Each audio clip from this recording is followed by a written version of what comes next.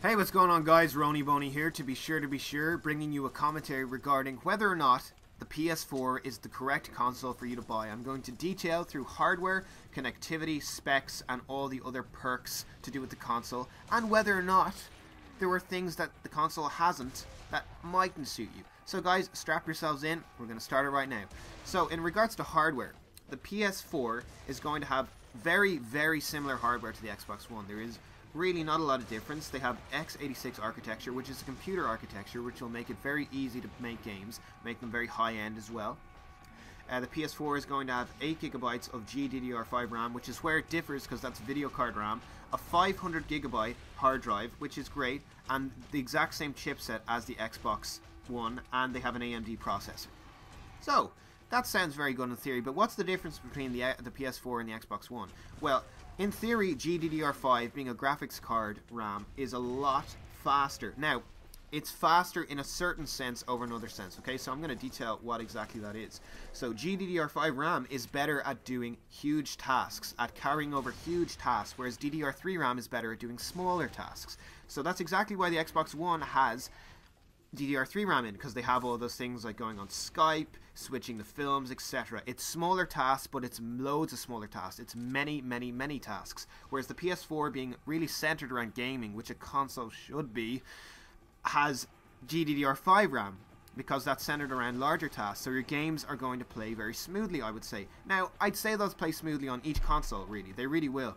But if that is a make or break scenario for you, then the PS4 is definitely for you. Now, in regards to media and DRM of games, the PS4 will have no DRM for games via disc versions. Now, they have said, you know, you'll be able to give the game to your friend and he'll be able to play it. Now, they have announced that they will have, if they're going to have DRM, it'll be multiplayer DRM. So it's the entire premise of, you know, the EA Online Pass thing. That's what their DRM will be. Whereas the Xbox is going to have if they have DRM, now it's down to the publisher, the Xbox. If an Xbox publisher decides to have DRM on a multi-platform game, it's going to be on the Xbox One. It'll be that you can't give the disc to somebody else and you can't play online. Whereas the PS4 will be you can play the single player, but you can't play online. You'll have to buy an online pass. Is that bad? I don't think it's that bad. See, people got over it with Battlefield. I think it's actually quite good. That's one of the main attractive points about the PS4. If you're the kind of person that trades games to your friends, you trade games in, you buy pre-owned games because you don't have a lot of money and you can't afford to buy new games right at the bat, and you're somebody who likes buying loads of games, then the PS4 is definitely for you. In regards to the price point, it's going to be €400, $400, I think it's about £340, and 535, I believe, Australian dollars. Now, don't quote me on that. So that's a very big perk for the PS4. It has arguably the exact same hardware for a cheaper price. If you're the kind of person that is low on money, the PS4 is probably for you. If you're into free online, now there will be a PlayStation Plus premium service where you actually get to pay for things like, you know, cross-game chat, like pretty much the Xbox Live Party system you're paying for on PS4. If you're the kind of person that likes that, you might have to spend a little bit extra. But in the end, I think for the person that needs to economize, the PS4 is the better decision. Okay, it is the better decision. Right, guys, so there's a couple more points as well that I would like to talk about in regards to the PS4. Now, the controller has domed sticks.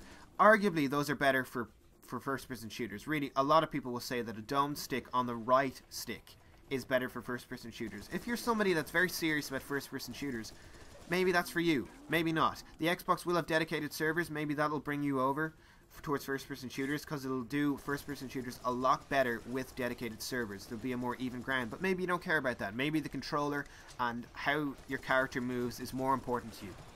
If that's more important to you, the PS4 is for you. Guys, there are a million reasons for you to get a PS4. Another one is region-free. You'll be able to buy games from America, Japan, etc. if you buy the PS4. There are no locks on region. The Xbox One has a lock on region.